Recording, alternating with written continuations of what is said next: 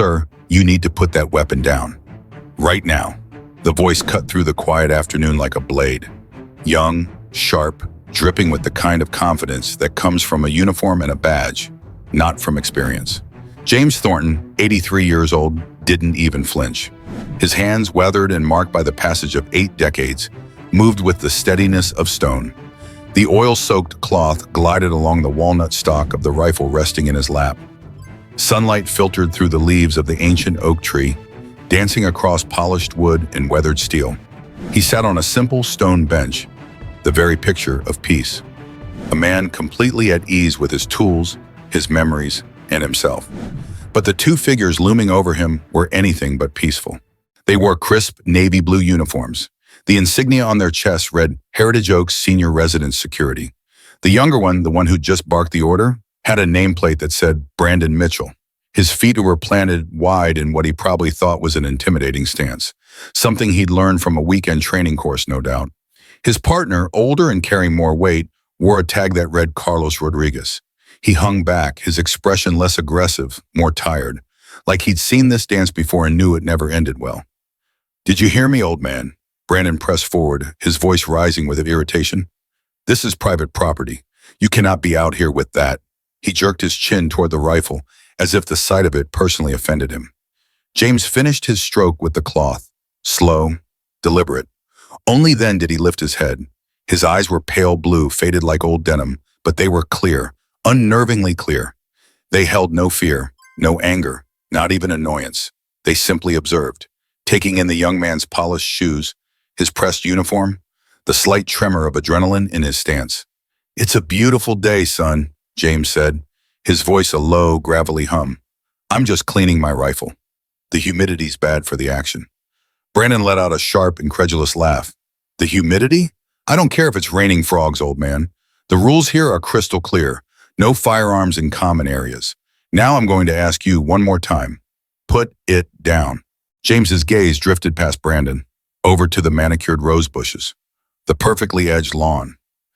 A few other residents had stopped what they were doing. Mrs. Eleanor Walsh from 2B paused mid-walk, clutching her purse to her chest. Mr. Chen, tending his prize-winning azaleas, straightened up, trowel forgotten in his hand. This was a place of scheduled activities and quiet dignity, not open conflict. The sight of 2 uniformed guards towering over gentle old James Thornton was like a crack in the foundation of their carefully ordered world. "This rifle hasn't been fired in 50 years, James stated calmly, turning his attention back to the weapon. His fingers traced a line of faint text engraved into the receiver, a touch as familiar as shaking an old friend's hand. "It's more a piece of history than a weapon at this point." "It's a gun," Brandon snapped, his patience evaporating. He was used to dealing with confused residents who'd misplaced their keys or complained about a neighbor's television volume. This quiet, immovable defiance? It was new, and it pricked at something deep in his ego. He took a step closer. His shadow fell over James like a threat. "And you're a resident, which means you follow the rules. Now, I'm not playing games here." "Hand it over." Carlos shifted his weight uncomfortably. "Brandon, take it easy," he murmured, just loud enough for his partner to hear. "He's just an old guy. Let's ask him to take it back to his room." "He's breaking the rules, Carlos," Brandon shot back in a harsh whisper. "We let this slide. What's next? Someone starts a shooting range by the duck pond? We have to show we're in charge." He straightened up, putting his public-facing mask back on. "Sir, your lack of cooperation is being noted. I need to see your resident identification, and I need you to surrender that weapon for safekeeping." James sighed, a soft, weary sound. He laid the cleaning cloth aside and carefully, deliberately, placed the rifle on the bench beside him. He did not hand it over. Then he reached into his back pocket, pulled out a worn leather wallet, and flipped it open to reveal his resident ID card in its clear plastic sleeve. He held it out for Brandon to see. Brandon snatched the wallet right out of James's hand, a blatant act of disrespect that drew a collective gasp from the small but growing audience of residents. He studied the ID card. James Thornton, room 3G. Then he started flipping through the other compartments of the wallet. His movements were jerky, invasive. He pulled out a faded, folded piece of cloth. It was a small, tattered patch with an unfamiliar insignia. "Playing soldier in your old age?" Brandon scoffed. James's eyes hardened. Just for a second, like the surface of still water rippling to reveal a deep, cold current beneath.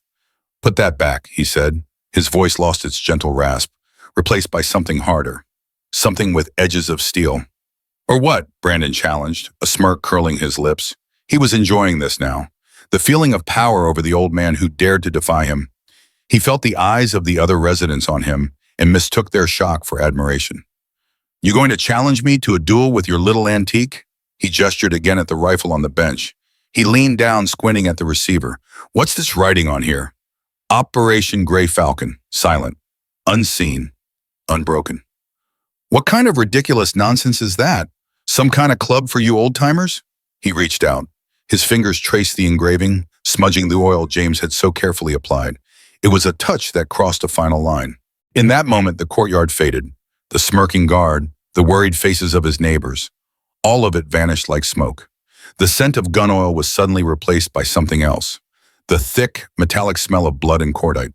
The warm sun became searing, oppressive heat pressing down through a triple canopy jungle. The soft murmur of residents turned into the buzz of insects and the distant, terrifying chatter of enemy fire. He felt the familiar weight of the rifle, not on the bench beside him, but pressed into his shoulder. The stock cool and solid against his cheek. He saw a face, young, barely 20, freckles scattered across a nose that had been broken and badly set, eyes wide with fear and loyalty. A boy named Corporal Danny Reeves. He heard the whisper again, the one that came to him in the quiet hours of the night. Go, Jim. Don't look back. Just go. The memory lasted less than a second, a flash of lightning illuminating a dark and distant landscape, but it left thunder rumbling in its wake. He blinked. The courtyard snapped back into focus. Brandon was still there, his hand on the rifle. James's own hand, without conscious thought, shot out and clamped around the young guard's wrist. It wasn't a violent grab, but it was impossibly firm. The grip of a man whose hands had known nothing but hard work and harder purpose. The strength in that grip was shocking, a complete contradiction to his frail appearance. Brandon yelped, more in surprise than pain. He tried to pull his wrist away. He couldn't. You will not touch this rifle again, James said. His voice was flat, devoid of all emotion. It was more frightening than if he had shouted. Across the courtyard, a young woman named Emily Hartwell had seen enough. She'd been visiting her grandfather in the memory care wing and was cutting through the courtyard to get to the parking lot. She saw the guards, the quiet old man, the escalating aggression. She saw Brandon snatch the wallet and mock the patch. She saw him put his hands on the rifle, and she saw the old man's reaction. Her own father had served 2 tours in Iraq. He had objects like that, things that looked like junk to an outsider but were sacred relics to him. She knew what she was seeing, a violation. While Brandon was struggling against James's grip and Carlos was dithering, trying to de-escalate without angering his partner, Emily had her phone out. She didn't call 911. She didn't call the community's main office. She scrolled through her contacts to a name she'd saved under in case of emergency. It was the direct line for a public affairs colonel at Fort Liberty, a man she'd met at a Gold Star family conference a few years ago. He'd told her, if you ever see a soldier or a veteran being done wrong, you call me, day or night. She'd never thought she'd actually use it. She pressed the call button and moved behind a large potted ficus tree, her heart hammering against her ribs. Colonel Hayes' office. This is Emily Hartwell, she said, her voice tight and low. I met the colonel in 2019. He told me to call if I ever saw something. There was a pause. What kind of something, Miss Hartwell? I'm at the Heritage Oaks senior residence in Southern Pines, she said quickly, her eyes fixed on the unfolding drama. The security guards here are harassing an elderly resident, an old veteran. They're trying to take his rifle from him. He was just cleaning it. I see. Harassment is a strong word, Miss Hartwell. Are they being physically abusive? One of them is, she confirmed. He's mocking him. He grabbed his wallet. He's putting his hands all over the man's rifle. The old man's name is James Thornton. She paused, trying to remember what the guard had said. And the rifle. There's an engraving on it. The guard read it out loud. He said, Operation Gray Falcon. Silent, unseen, unbroken. A dead silence fell on the other end of the line. For a moment, Emily thought the call had dropped. She could hear faint, distant sounds of people talking, but the person she was speaking to was utterly still. Miss Hartwell, the voice said, and it had changed completely. All the professional detachment was gone, replaced by a raw, focused urgency. Repeat that name for me. James Thornton, she said. And the engraving, Operation Gray Falcon. silent, unseen, unbroken. Stay on the line, Miss Hartwell. Do not hang up. Where did you say you were? Emily repeated the address, her voice trembling slightly.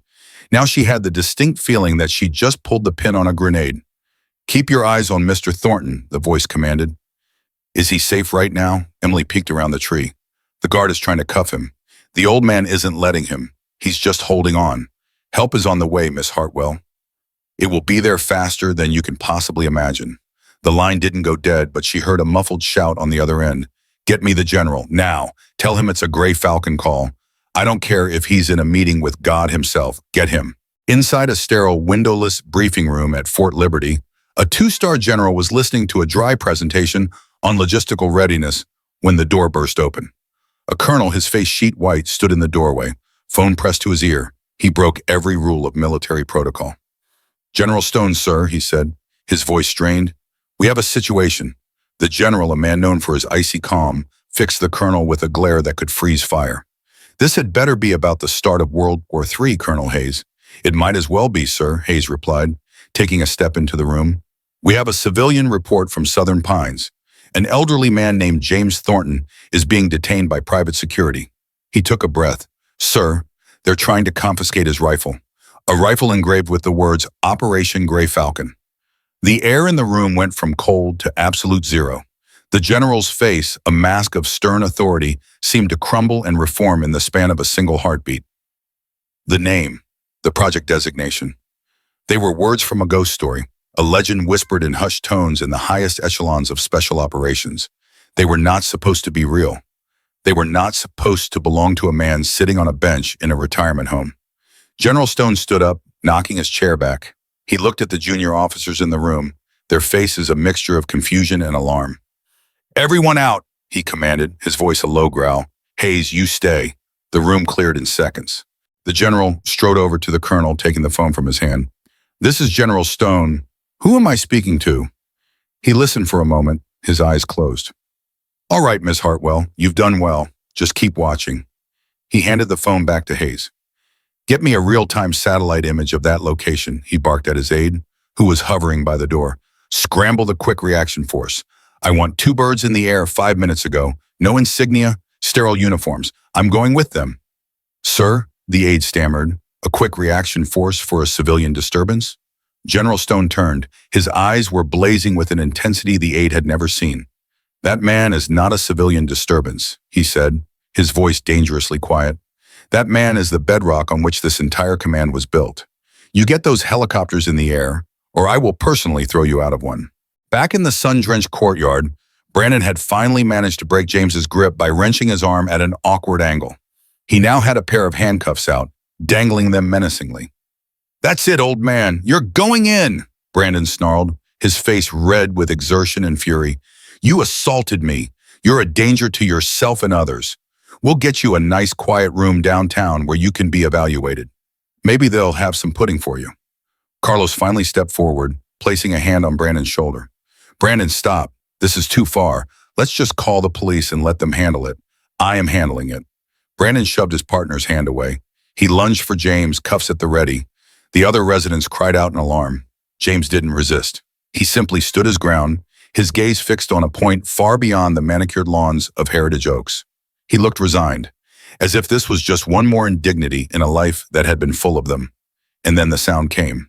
It started as a faint, rhythmic chopping, a sound that barely registered over the chirping of birds. But it grew, rapidly, exponentially, a deep, guttural thumping that vibrated in the chest, a sound that did not belong in this quiet suburban sanctuary. Every head in the courtyard turned, looking toward the Skauna. 2 black helicopters, sleek and unmarked, were bearing down on them at impossible speed. They weren't flying toward the community, they were descending on it. They bypassed the helipad at the nearby hospital, making a direct line for the expansive, perfectly manicured great lawn that separated the independent living cottages from the main building. The wind from the rotor wash hit first, a hurricane blast that tore through the courtyard, sending hats flying, scattering gardening tools, whipping residents' clothes against their bodies. The noise was deafening, a physical force that hammered the senses. The helicopters didn't land. They hovered a mere 10 feet off the ground with breathtaking precision. Side doors slid open. Thick ropes snaked down to the earth. Before anyone could fully process what was happening, men began to descend. They moved with fluid, predatory grace, clad in sterile gray tactical gear, faces obscured by helmets and goggles. They hit the ground and fanned out, creating a secure perimeter with an efficiency that was terrifying to behold. They carried weapons but held them in a low-ready position, their movements economical and precise. They ignored everyone, the gaping residents, the stunned security guards. Their sole focus was on the lead helicopter. From that helicopter, a single figure emerged, not on a rope, but from a set of deployed steps. He was a tall man in his late 50s, wearing a simple, unadorned operational uniform, but he moved with an aura of absolute command. It was General Marcus Stone. He strode across the lawn. The grass seemed to bend before him. His boots made no sound in the chaotic noise. His eyes were locked on James Thornton. He walked straight through the perimeter his men had formed, directly toward the confrontation at the bench. Brandon and Carlos were frozen, their petty squabble rendered utterly meaningless. They looked like children playing dress-up in the face of this overwhelming display of professional lethality. General Stone came to a stop a few feet from James. He didn't look at the cowering security guards. He didn't look at the gawking crowd. His gaze fell to the rifle resting on the bench. He leaned down slightly, his eyes scanning the faint engraving on the receiver. He read the words, Operation Gray Falcon, silent, unseen, unbroken. And his stern, combat-hardened face softened into an expression of pure, unadulterated awe. He stood up straight, his back ramrod stiff. He brought his hand up to his brow in a salute so sharp, so perfect, it seemed to cut the air itself. It was not the perfunctory gesture of a superior officer. It was the salute of a disciple to a master, of a believer in the presence of a living saint. Mr. Thornton, the general's voice boomed, cutting through the din of the helicopter blades. General Marcus Stone, United States Army. It is an honor, sir, an absolute honor. James looked at the general, a flicker of recognition in his pale blue eyes. He gave a slow, tired nod, a king acknowledging a loyal subject. The general held his salute for a long moment before dropping his hand. He then turned to face the bewildered assembly of residents and the terrified security guards. His voice took on a formal, declamatory tone, as if he were delivering a eulogy for a hero who was, against all odds, still alive. For the benefit of those who do not understand what they are witnessing, he began, his voice ringing with authority. Let me be clear. You are in the presence of a ghost, a man whose name is a myth in the halls I walk. This man, James Thornton, was a founding member of a special mission unit that, for all official purposes, never existed. He gestured toward the silent, imposing soldiers arrayed on the lawn. The operators you see here, the men you know as Delta Force, the most elite soldiers in the world. They are merely an evolution of what he began. They walk in the path he and a handful of other men carved out of the jungle with nothing but their courage and their blades. His gaze fell on Brandon, and the temperature seemed to drop another 20 degrees. This man and his team undertook missions so sensitive, so dangerous, that they were completely deniable. They had no support, no rescue, and no recognition. They operated in the darkest corners of the Cold War, preventing conflicts that you have never read about in your history books. They saved thousands of lives, entire nations.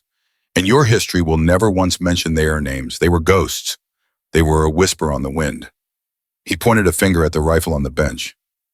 And that weapon? That is not just a gun. That is a relic. That is one of the original 6 rifles commissioned for Operation Gray Falcon. It is a piece of American history more significant than half the exhibits in the Smithsonian. The engraving on it was their motto: silent, unseen, unbroken. Because in the eyes of their country, they were not there. They did not exist.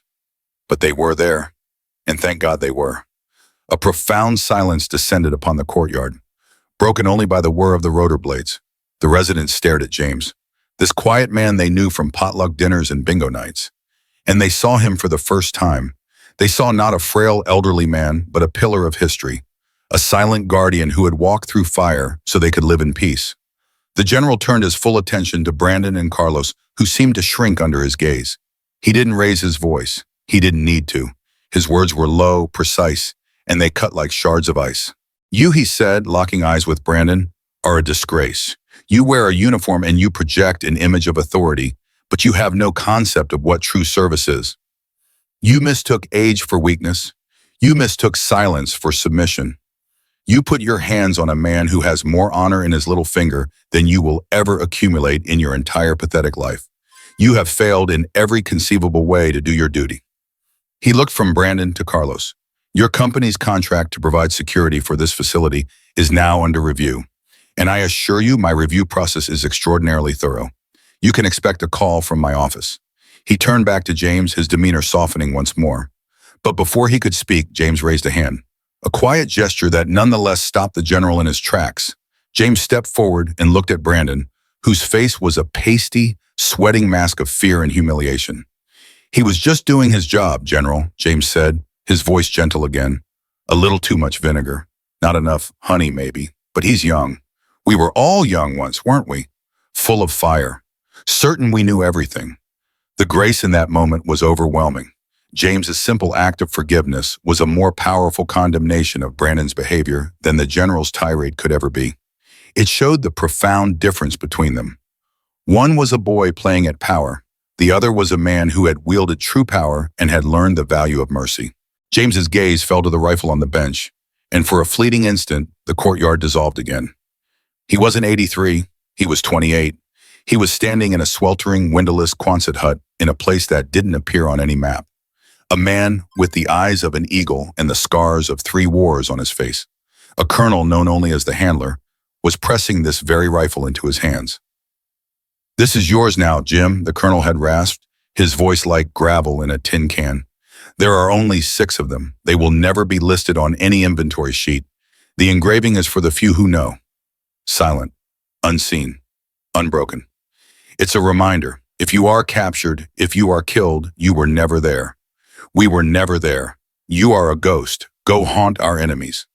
The memory vanished, leaving only the warm sun and the quiet hum of the world he had fought to protect. In the weeks that followed, the fallout was swift and decisive. The security firm, under immense pressure from a Department of Defense contract review, issued a formal public apology to James Thornton. They instituted a mandatory company-wide veteran sensitivity and de-escalation training program. Designed in consultation with General Stone's office, Carlos was reassigned, Brandon was fired.